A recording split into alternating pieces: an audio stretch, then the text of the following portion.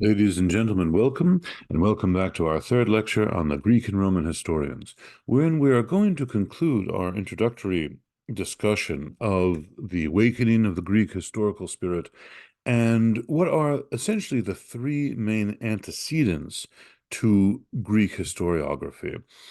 Those are, namely, Homer, the poetry of Homer, the Iliad and the Odyssey, heroic and praise poetry, and lastly, the Ionian Revolution. To begin with the first of these three, centuries before the first historian put pen to papyrus, Greek poets had sung of the great deeds of their ancestors. These songs, of course, have vanished, and what we have is the result of a centuries-long tradition of oral poetry, namely two massive epics that have come down under the name of Homer. One, the story of the events in the last year of the long conflict between the Greeks and the Trojans. The other, a tale of wanderings and adventure with the eventual successful homecoming of one of those heroes. The narrator of the Iliad already has a sense of history, a sense that the deeds he narrates occurred long ago, and that those who accomplished them were vastly superior to the men of today, or as such mortals as now live on earth. These are direct references to lines from the Iliad. Similarly, the heroes in the Iliad urge one another to action by the use of exempla from the past. For instance, the story of Meleager that Phoenix recounts to Achilles in Book 9, or even that of Niobe, recounted by Achilles to Priam in Book 24. One may also add to these Achilles' recognition that Priam's empire was once vast, that is again in Book 24. Within the Iliad itself, we find a receding mirror effect, since its hero, Achilles, sings to himself the renowned deeds of men, the Kleia Andron, those of an even earlier generation than the Trojan war heroes, those whom the Trojan war heroes saw as great. Celebration and remembrance of great action pervade the Iliad, establishing a standard against which the heroes can measure themselves and validate the sacrifice of their lives in exchange for to kleos aphthiton, or imperishable fame. As with every other genre in Greek literature, so too history was profoundly influenced by the Homeric poems. From the Iliad, the historians took their subject matter, their concern with great deeds and great struggles, particularly great military campaigns, especially since many histories purported to recount similar sorts of deeds, those of great generals and warriors against powerful citadels. And also from the Odyssey, they incorporated narratives of marvelous places and tales, travels in search of knowledge, deeds committed not with force, bia, but with cunning, Miletus, persistence and survival against great odds, and the suffering, more passive aspects of human experience, pathos, that were no less a part of human history than the more active acts of men at war. In a society that never lost its appreciation of martial valor and equally, but more problematically, of craft and cunning, the Homeric values were deeply ingrained in and consistently validated by later Greek history and Greek historiography. The example of Achilles and Odysseus remained standards of excellence to which nearly every commander aspired. Homeric epic also bequeaths to historiography many of its most fundamental features: the predominantly third-person narrative of military deeds, the imitative or mimetic representation of deeds, erga, and words, logoi, the articulation of the causes of actions, the concern to immortalize great deeds and rescue them from oblivion, and the use of formal and elevated language, which we cannot omit to mention. Although historiography eventually moved in its own direction, especially in regard to causation and explanation, nevertheless the historians continued to look to and vie with Homer, as it were, when composing their own works. It is essential to recognize this competition with Homer as an important aspect of historiographical writing among the Greeks, for it is not only for it not only influenced the way in which the story was presented, but also provided for the historians a font of common experience and standards which they could exploit when writing their own works. When, for example, Leonidas's motivation for dismissing the other contingents before the Battle of Thermopylae is presented to us by Herodotus as the desire to store up for Sparta a kleos, a glory that no other polis could match, or when Nicias, before the final battle in the harbor at Syracuse, goes up and down among his men, exhorting them by their fathers and their tribes' names not to fall short of their ancestral excellence, as we read about in Thucydides. Or when Polybius demands that the competent general be able to read the signs implicit in the heavens. When the historians make all of these and many other similar remarks, they are playing on their own contemporaries' knowledge of the Homeric poems and identifying with the values incorporated in them. So much then for Homer. What of the second, of historical and praise poetry? Well, it was not only the Homeric poems that looked to the past. Successive poets of the of the epic cycle wrote accounts that were filled in part that filled in part those places that were not treated by the Iliad and the Odyssey. For instance, the Nostoi poem or homecoming poems that were parallel to the homecoming of Odysseus. They appeared in early antiquity. Different heroic cycles, particularly the ones centering around Thebes, were produced. There were also genealogical poems, which appeared as early as, if not earlier than, epic poetry itself, and which concerned themselves with lines of descent and occasionally narratives of deeds of both gods and heroes. Given that the latter were thought to be historical figures, there was not a strong dividing line between their actions and those of their more recent descendants. When a poet sang the deeds of Theseus or Heracles, it was with the sense that these men had actually lived at some time in the past and had actually performed the deeds that were being celebrated. Moreover, it was in poetry that the Greeks first commemorated the stories of the establishment of their city-states in a series of foundation poems, composed in the 6th and early 5th centuries BC.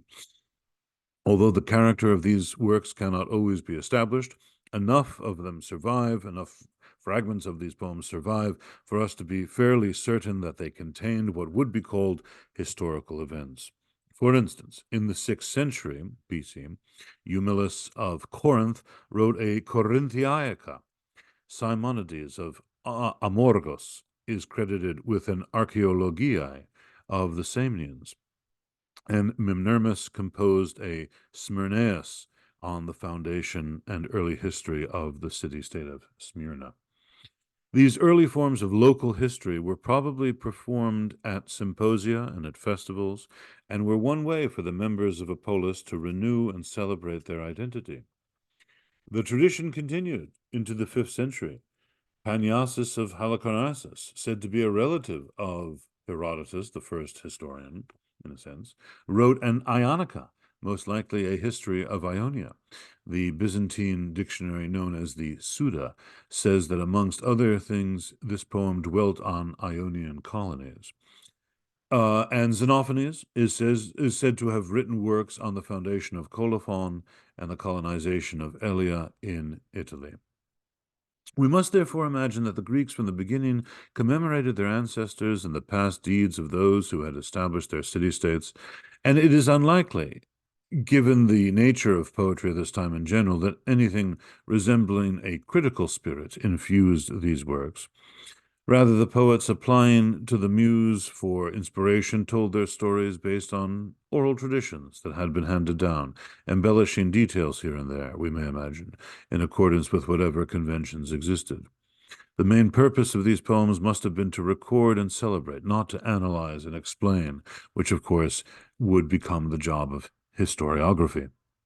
Praise, therefore, is embedded in the earliest Greek poetry and is already practiced by the Homeric heroes, who themselves become for later generations the objects of praise. We must not overlook, however, the specific genre of epinician poetry, sung in honor of victors at the Pan-Hellenic athletic games, such as the Olympic Games. Here, the object of praise was no longer, as before, a great hero from the past, but a rather contemporary one, a man whose actions in the present made him an object of reverence and his achievements a subject of commemoration. In epinician poetry, the narrative of the victor's actions was woven into an elaborate mythical paradigm in which the continuity between past and present became manifest. This step was crucial in establishing the present or the recent past as an arena in which men could win glory. For indeed, one need hardly imagine that athletes were the only contemporaries whom the Greeks praised. We must assume that those who died in the city-state wars were honored and commemorated in private symposia and or public festivals, and not only in highly militaristic states such as Sparta. What makes praise poetry important for history is, first of all, the joining of past and present in a single work. By moving back and forth between the victor's ancestors in the distant past and the victor's own achievements in the present, the epinician poet, such as Pindar, establishes and emphasizes significant continuities between the two and constructs the past as the very real causal prelude to the present.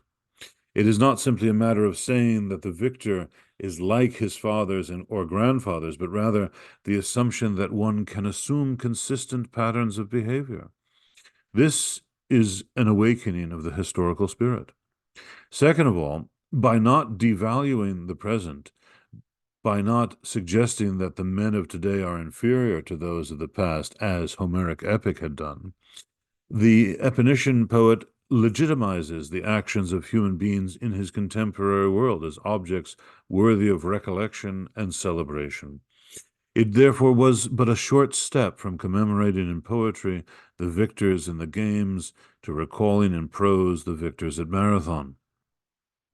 Thirdly, the narrator himself is an important part of the commemoration, and we see this especially in the Odes of Pindar, who regularly indicates his ordering, creation, arrangement, and interpretation of the events that he commemorates, whereas the Homeric or Hesiodic narrator is largely unintrusive. The Pindaric narrator has close connections with the ubiquitous I of Herodotus's history. Therefore, the influence of praise poetry on poetic narratives of the recent past can best be seen as an antecedent to the writing of history, and we can see this exact type of influence of praise poetry on poetic narratives of the recent past in the work of Simonides, who wrote poems on the sea battles of Artemisium and Salamis, and on the Battle of Plataea, subjects all that Herodotus wrote about. The most spectacular find of the last 50 years or so has been the recovery of some fragments of these poems. Although filled with lacunae, that is, gaps in the texts, the mutilated remains are enough to give us some idea of this important genre of poetry. The poem on Plataea, for instance, began with an invocation of the heroes of the Trojan War, and the victorious general of that battle, Pausanias, was explicitly likened to epic heroes.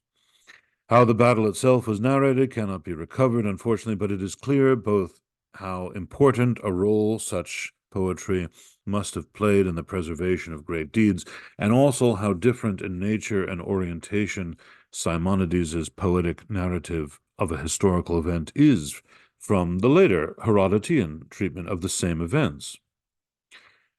The primary, perhaps one might say the exclusive purpose of Simonides' poems was to commemorate and to ennoble the men and actions of that successful venture, and thus to ally them with the great heroes and actions of the past, rather than, again, to study, to analyze, and to understand the causes of events, or to suggest a practical knowledge that might be gained from their study. This would have to wait for the full flowering of Greek historiography. These aspects are absent from these antecedent pieces of literature. Now, and third and finally, dealing with the antecedents of Greek historiography, we come to the Ionian Revolution. From the very beginning, and in a variety of poetic genres, the Greeks, as we've just outlined, recorded and celebrated their past. But only one strand of historiography's heritage comes from this poetic activity. For, beginning in the 6th century BC, and in a variety of intellectual activities, the Greeks began to inquire, criticize, theorize, and debate the received wisdom and mythological view of the world that they had inherited from poetry. No longer was it sufficient to accept tradition merely as such. It now became desirable to examine what had been handed down, to test it against current knowledge and standards of probability, to modify it if that seemed necessary, or even to reject tradition and to put in its place a system of one's own that was thought to explain or to account better for the phenomenon under debate. Moreover, as Greek horizons increased with the promulgation of colonies throughout the Mediterranean in the early centuries of the Archaic period, and with increased trade and mercantile activity, the narrow world of the Aegean eventually opened up to nearly the whole of the Mediterranean and beyond to the Black Sea and the shores of southern Ukraine. Traveling widely, the hallmark of the hero of the Odyssey, led to increased contacts with foreign lands, and seeing the cities of many men, as Odysseus was said to have done, brought home to the Greeks a knowledge of the differences that existed throughout the world. This critical spirit directed itself at first against the poems that went under the names of Homer and Hesiod, not unsurprisingly, since Greek tradition was largely centered in the poets. Homer, and in particular his portrayal of the gods, came in for severe criticism from thinkers such as Anaxagoras and Xenophanes. The belief that poets tell many lies made it acceptable, almost necessary, that they should be corrected, even if this correction led mainly to a rejection of certain details or actions, rather than a fundamental and wholesale rejection of all that had gone before. And the awakening of this critical spirit, even if only haphazardly or intermittently applied, began primarily in the southwestern coast of Asia Minor and in the latter decades of the Archaic period of Greece, so again in the 6th century onwards, and it is dubbed the Ionian Revolution. However, it did spread, as we can see from even some of the names that I've mentioned. Xenophanes is from Colophon, and Anaxagoras ultimately will be from Athens, will be stationed in Athens. So it would have spread throughout the entirety of the Greek world. When these more critically minded Greeks turned to the past, they similarly applied criteria of probability and consistency, and with this increased marketplace of ideas came a new intellectual combativeness, which expressed itself by means of sharply polemic texts, a sharp kind of polemic with one's predecessors. The view that nobody before me has got it right can be found throughout the intellectual history of the West, but it certainly is certainly, I think, not overstating the case to say that it was found very much among the natural philosophers of the Ionian Revolution and thereafter, as well as the medical writers, and it would definitely become a trademark of the first historians. But these intellectual activities were not just for show, and at bottom they relied on observation and recording, on the collation of similarities and differences, and on the promulgation of an explanatory system that was based on reliance on visual and verifiable phenomena. The person who unites in his one figure many of these characteristics of this era is named Hecataeus of Miletus. He was a student of Anaximander, one of the earliest philosophers of the Ionian Enlightenment, and he wrote two works, of which we have many but brief fragments. His genealogies, or also known as the Historiae, the Inquiries, both titles are attested for his work. These sought to bring consistency to the vast body of Greek traditions about their past. Their traditions, many of which were owed to Homer and even more so to Hesiod, never lost their importance for the Greeks, and claims about descent and consanguinity were important in establishing both individual and communal identity. They were thus not simply a matter for arid or academic debate. From the sparse fragments that we have, we can tell that Hecataeus used a variety of techniques, including rationalization and the invocation of probability for his vast task, although we can also see that he did not wholly abandon stories about marvels and oddities and thaumata, wondrous things. Parts, if not the majority of the work, were composed of narrative, and his style was praised by later critics for its vividness.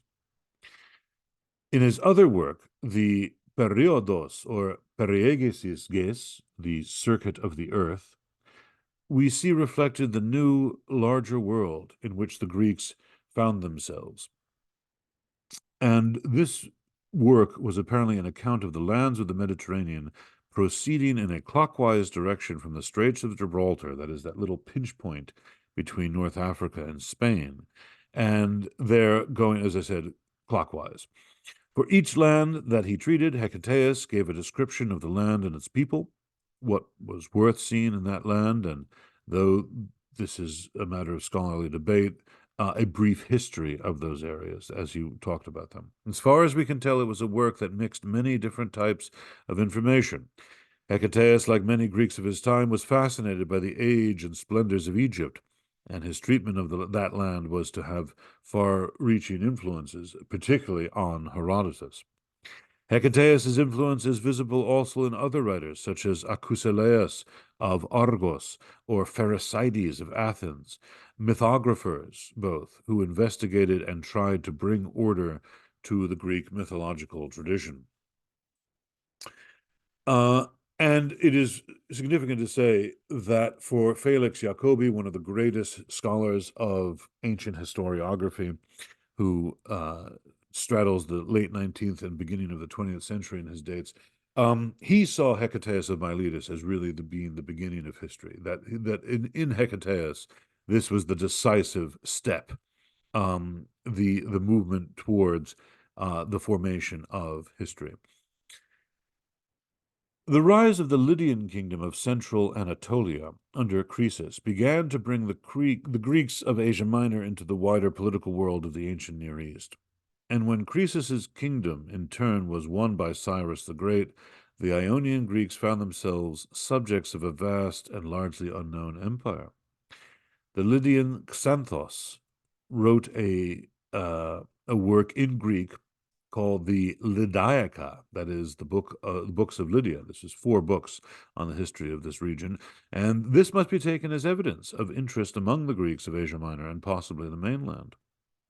His work seems to have concentrated on the early Heraclid kings, and Ephorus's remark that Xanthos gave Herodotus his starting point may indicate that he treated Lydian history before the reign of Gyges. That is, of course, the time when Herodotus begins his histories. When the Lydian kingdom was defeated by the rising power of Persia, a new nation now stirred the Greek imagination and led at least one of the citizens of the commercial capital of Miletus, Dionysius, to compose in the early 5th century a work entitled the Persica, that is, the kind of Persian history. 4 fragments alone survive of this text, none of which has a straightforward political subject, but 3 of them treat the same matters as Herodotus would. The work most likely covered some material from Persian history, and there is no reason to think that it did not include the wars of Darius and Xerxes. So too, Charon of Lampsacus is credited with a Persica in 2 books. But to a large degree, these are simply names, as all of these texts have almost entirely not survived. One of the most prolific of early historians is one Hellanicus of Lesbos. He is a contemporary with Herodotus, although the extent of the latter's dependence on him is uncertain. He wrote numerous works that, although lost, were very influential and encompassed many forms of history, including mythography and ethnography. Of fundamental importance were his works, The Priestesses of Hera at Argos and The Victors at the Charonea, both chronological works that used local calendars as an anchor on which to place the events of Greek history. See, one of the things that makes the study of the ancient Greek world, or at least has in the past made it very difficult, is that every different polis basically had their own calendar. There was no unified way of telling time among the different city-states. Though the dating system in these works were local, the events were arranged in a pan-Hellenic format. Hellanicus's influence was also felt in local histories. He was the first to write an Attis, or local history of Athens. This work comprised 2 books and became the foundation for the later Athedographers, or historians of Athens of the later 4th and 3rd centuries BC. The dates of all these writers, the nature of their works, and their possible influence on Herodotus are all contested by scholars. However, the minimalist view, again, of Felix Jacobi, that these writers had little or no influence on Herodotus, has long held sway, but there are signs that this is beginning to change. The uncertainties of the dating of many of these writers leaves much unanswered. The previous work that has been done in this field has given rise to perhaps a greater scope of interpretation of the influence of these writers on the earliest historiographers. Now, when one looks at these kind of this survey that I've given, whereby one chooses the events and the latest known date in these works, and then assumes a publication after which is made less certain by the largely oral milieu in which these works were first produced and disseminated.